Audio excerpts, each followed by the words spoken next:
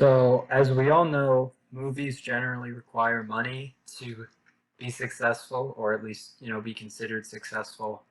However, there are many films that, while at the time were failures, flopped at the box office, or were considered poor examples of filmmaking, and have since retrospectively been seen as great movies.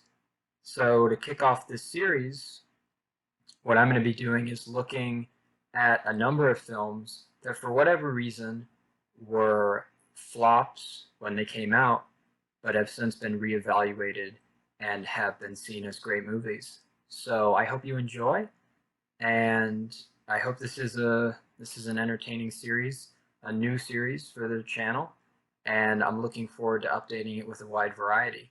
But to get started, for episode one, the film we're going to be covering is The Long Voyage Home, directed by John Ford.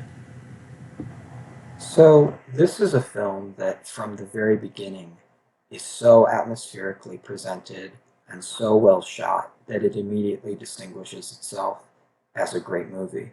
The cinematographer on this, working with John Ford, was Greg Toland, later acclaimed for his work on Citizen Kane and The Best Years of Our Lives, and his sense of composition and the interaction of light and shadow is already very apparent. He's very skilled at capturing this setting, and it looks great right from the very beginning.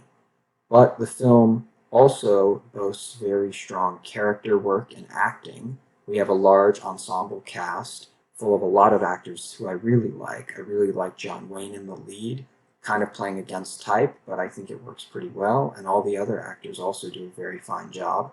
The action, I think, is exhilarating.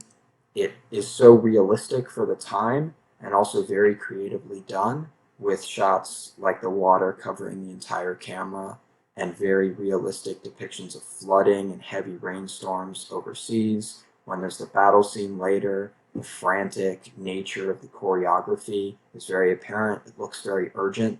I love that. And overall, things are shot with a very exhilarated, excited glimpse, and it really comes across. But ultimately, what drives the film home into being a great movie for me, not that the first bit wasn't already basically perfect, but the ending, which is so well told. It's a bittersweet ending, not to give anything away, but it has an element of a happiness, but also a very sad thing that happens. So it so perfectly juggles it.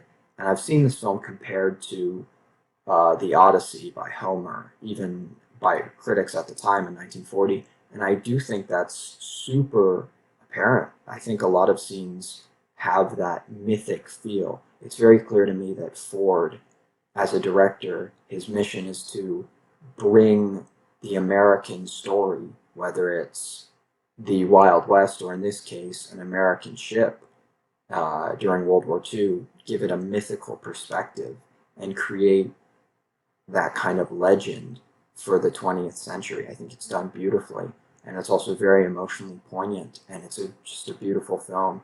So yeah, it's really hard for me to understand why this film wouldn't have been a success in 1940. Perhaps it was too dark. Perhaps it was not a straightforward enough Hollywood film for them to grasp onto it. Or maybe the war subject was too dour.